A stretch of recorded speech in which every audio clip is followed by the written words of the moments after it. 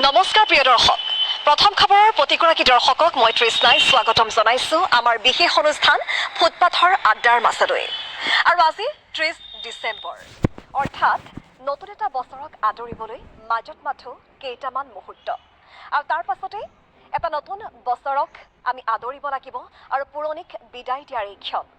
আৰু ৩০ ডিচেম্বৰৰ এই সময়ছোৱাত মই আজি আহি উপস্থিত হৈছোঁ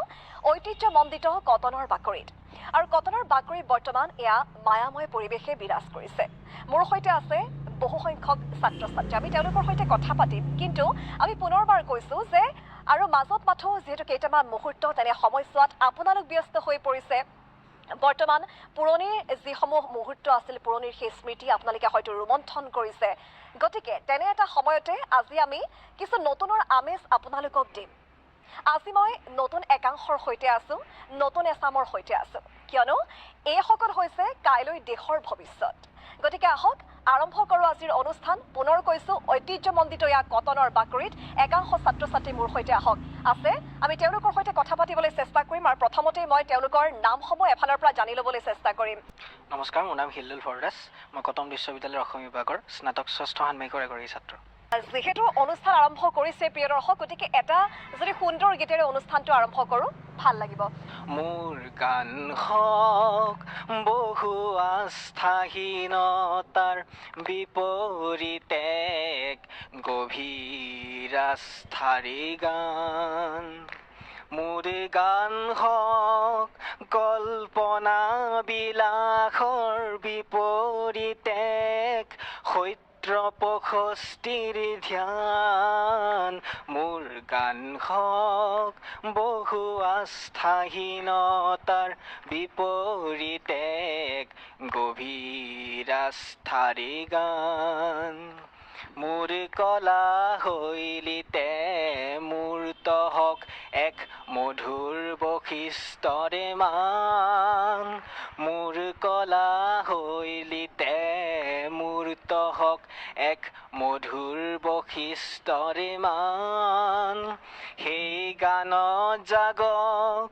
জনৈক সংগ্ৰামী সৈনিকৰ মহাপ্ৰাণ মোৰ গান হওক বহু আস্থাহীনতাৰ বিপৰীতে গভীৰ আস্থাৰে গান জুলি তোমাৰ চকুৰে চাও না চাও কৈ না চাবা কাজলি তোমাৰ চকুৰে আৰু এয়া আছিল হিল্ডুল ভৰদ্বাজ অত্যন্ত সুন্দৰ কণ্ঠ তেখেতৰ আৰু খুবেই ভাল গাইছা ধন্যবাদ জ্ঞাপন কৰিছোঁ মই আৰু কথা পাতিবলৈ চেষ্টা কৰিম যিসকল লোক আছে কিন্তু এইখিনিতে মই এটা কথা ক'ম যে যিহেতু পুনৰবাৰ আহিছোঁ তোমালোকৰ কাষলৈ এতিয়া কি আড্ডা দিয়া কোৱাচোন সংগীতক লৈ সংগীতৰ আড্ডাটো নিশ্চয় চলে কাৰণ সংগীতৰ আড্ডা বুলি ক'লে আমাৰ যিখিনি শাস্ত্ৰীয় সংগীত আছে বা ধ্ৰুপদী সংগীত বুলি কোৱা যায় বা আমাৰ যিখিনি আমাৰ এই অঞ্চলত প্ৰচলিত বা বাহিৰৰ সংগীত আমাৰ কোন কোন সংগীতজ্ঞ বেছি ভাল লাগে বা আমিতো এতিয়া সাৰ্থক বুলি কয় জুবিন গাৰ্গকে ভাল পাওঁ সকলোৱে মনে প্ৰাণে ভাল পাওঁ অসমত তাৰোপৰি আমি একদম ইংৰাজী সাহিত্যলৈকে মানে ইংৰাজলৈকে গোটেই বিশ্ব ব্ৰহ্মাণ্ডত যিমানখিনি আমাৰ ছিংগাৰ আছে সকলোৰে কথা পতা যায় আৰু হোষ্টেল বুলি ক'লে এটা আড্ডাৰ পৰিৱেশ এটা সৃষ্টি হয় যেতিয়া নিশা যিমানে মাতাল হৈ পৰে নিশা যিমানে গভীৰ হৈ পৰে সিমানে আড্ডাও গভীৰ হৈ পৰে সেই হেতুকে হোষ্টেলতো বিভিন্ন কথাবিলাক ওলায় আড্ডাৰ ক্ষেত্ৰত এতিয়া ক'লে যে ৰাজনীতিৰ পৰা হওক সাহিত্যৰ পৰা হওক সংস্কৃতিৰ পৰা হওক হোষ্টেল মানে এখন যেন জীৱনৰ আখৰা আৰু তাতেই শিকা যায় বিভিন্ন কথা আৰু আমি যে এই ডিগ্ৰী পঢ়ি আছোঁ এতিয়া এই ডিগ্ৰী লাইফটো এই যে আমি এনজয় কৰোঁ হোষ্টেলত সেই এনজয়ৰ যিটো লাইফ সেইটো পোৱা যায় তাতে সেই আড্ডা বহে আজিকালি আপুনি কৈছে ইতিমধ্যে যে আড্ডাৰ যিটো পৰিৱেশ এতিয়াও হয়তো মই একেবাৰে কমি যোৱা বুলি নকওঁ বা ম্লান পৰা বুলি নকওঁ কিয়নো এতিয়াৰ আড্ডাটো এনেকুৱা হৈছে এতিয়াৰ আড্ডাটো ডিজিটেলাইজেশ্যন হৈছে মানে এতিয়া আড্ডাটো আমাৰ ছ'চিয়েল মিডিয়াত আহিছে আমি ফেচবুক চলাইছোঁ সকলোৱে ইনষ্টাগ্ৰাম চলাইছোঁ টুইটাৰ চলাইছোঁ আৰু বহুত কিবা কিবি আছে এই ছ'চিয়েল মিডিয়াত আমি এতিয়া অন্তৰ্ভুক্ত হৈ পৰিছোঁ এই যে আমি ছ'চিয়েল মিডিয়াত ব্যস্ত থাকোঁ এতিয়া সেইটোৱে আমাৰ মানে আড্ডাৰ এটা প্লেটফৰ্ম এটা হৈ পৰিছে কিন্তু আগৰ আড্ডাটো অকণমান পৃথক আছিলে আগৰ আড্ডাটো অকণমান সুকীয়া আছিলে কিন্তু আগৰ আড্ডাটো এনেকুৱা আছিলে যে আগৰ যিবিলাক গাঁৱৰ ৰাজপথ সেইবিলাক গাঁৱলীয়া ৰাজপথবিলাক কেঁচা আছিলে পকী নাছিল আৰু সেই তিনিআলিত যি আমাৰ এখন কেৰম বৰ্ড থাকে তিনিআলিত আমি 4জন মানে মিলি বা 7-8জনে মিলি যে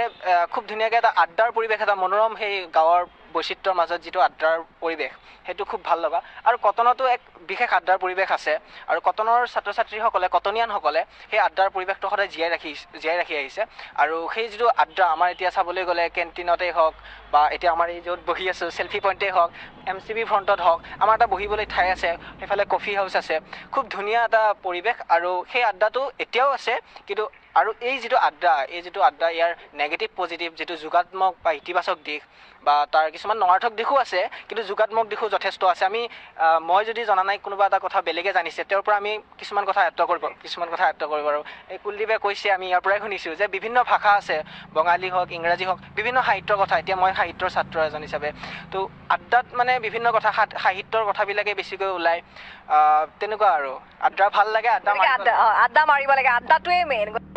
আজিৰ প্ৰেক্ষাপটত তোমালোকে এই কটন বিশ্ববিদ্যালয়খনত কেনেকৈ দেখা আজিৰ দৃষ্টিত কটন এটা কথা আমি সকলোৱে জানো যে আজিৰ কটনিয়ানে যি ভাবে কাইলৈ সমগ্ৰ অসমীয়া সেই কথা ভাবে বহুতে ভাবে যে কটন সদায় মানে আমাৰ যিটো নিউজ চেনেলেই হওক বা বাতৰি কাকতেই হওক প্ৰায়ভাগতে মানে বিতৰ্কটো বেছি দেখুওৱা হয় কটনৰ ক্ষেত্ৰত কিন্তু কটনৰ পৰাও যে নেট JRF ক্লিয়াৰ কৰি আছে বা APSC UPSCত খুব ধুনীয়াকৈ প্ৰশাসনিক বিভাগতো কটনৰ পৰা যে খুব ধুনীয়াকৈ সুখ্যাতিৰে নাম অৰ্জন কৰি আছে বা হায়াৰ ছেকেণ্ডাৰী যিখিনি পঢ়ি গৈছে তেওঁলোকে খুব ধুনীয়াকৈ মেডিকেল পঢ়ি পিছত চিকিৎসা ক্ষেত্ৰত জড়িত হৈ মানৱ সেৱা কৰি আছে সেই কথাখিনি হয়তো কিছু ক্ষেত্ৰত অলপ পিছ পৰি ৰয় প্ৰকাশৰ ক্ষেত্ৰত তো আমাৰ যি কটনখনৰ ঐতিহ্য বা গৰিমা সেই তাহানিৰ পৰাই আছে আমাৰ যদি চাবলৈ যাওঁ আমাৰ ডাঙৰ যিখিনি মানুহ মহান মনীষী বা সাহিত্যিক সাংস্কৃতিক ৰাজনৈতিক ক্ষেত্ৰত বিভিন্ন ক্ষেত্ৰত অসম তথা ভাৰতবৰ্ষ বা বিশ্বৰ বিভিন্ন প্ৰেক্ষাপটত আচলতে শীৰ্ষস্থানত আমাৰ কটনিয়ানসকল আছে আৰু তেওঁলোকৰ আচলতে আদৰ্শ লৈয়ে আমি আকৌ কটনিয়ান হিচাপে ইয়াত পঢ়িবলৈ সাহস কৰিছোঁ আহিছোঁ এতিয়া মই যদি মোৰ অনুপ্ৰেৰণা হিচাপে ক'বলৈ যাওঁ হোমেন বৰগোহাঁই ছাৰৰ কথা তেখেত মোৰ খুব প্ৰিয় আৰু সেই ঢকুৱাখানাৰ পৰা আহি তেখেতে যিবোৰ আচলতে তেখেতৰ গ্ৰন্থ ৰচনা কৰিছে তাৰ মাজতে কটনখনৰ যিটো আচলতে সৌন্দৰ্য খুব ধুনীয়াকৈ প্ৰকাশ কৰিছে গতিকে কটনৰ যিটো সৌন্দৰ্য কেতিয়াও ম্লান নপৰে আৰু এই কটনিয়ানসকলৰ চিন্তাধাৰা নতুন হ'বই কাৰণ সময়বোৰ নতুন হৈ আহিছে গতিকে কটনক আজিৰ পৰা 10 বছৰ পাছতো চাওঁ মই ভাবোঁ কটনখন জাকত জিলিকা হৈয়ে থাকিব আৰু কটনিয়ানৰ যিসকল ছাত্ৰ ৰাজনীতি হিচাপে যিসকল এতিয়া ছাত্ৰসকলে সম্পাদক হৈছে সাধাৰণ সম্পাদক হৈছে বা SGS এইবিলাক পদত তেওঁলোক জয়যুক্ত হৈছে আমাৰ মাজৰ পৰাই তেওঁলোকে আচলতে বিভিন্ন পথেৰে বিভিন্ন পদ্ধতিৰে কটনখনক কি ধৰণে আগুৱাব পাৰি আৰু নৰ্থ ইষ্টৰ ভিতৰতে হওক মানে এখন উন্নত যাতে এখন ইউনিভাৰ্চিটি গঢ়ি তুলিব পাৰে আমাৰ চৰকাৰৰ সহযোগ লাগিব তেওঁলোকৰ যথেষ্ট সহযোগ আগবঢ়াইছে আৰু নিশ্চিতকৈ এয়া গৰিমামণ্ডিত ঐতিহ্যমণ্ডিত কটন ৰাজ্যৰ উচ্চ শিক্ষাৰ প্ৰাণকেন্দ্ৰ বুলি যাক কোৱা হয় ৰাজ্যৰ উচ্চ শিক্ষাৰ প্ৰাণকেন্দ্ৰ হিচাপে যাৰ সুকীয়া এক মৰ্যাদা আছে গতিকে ফুটপাথৰ আড্ডা কি আড্ডা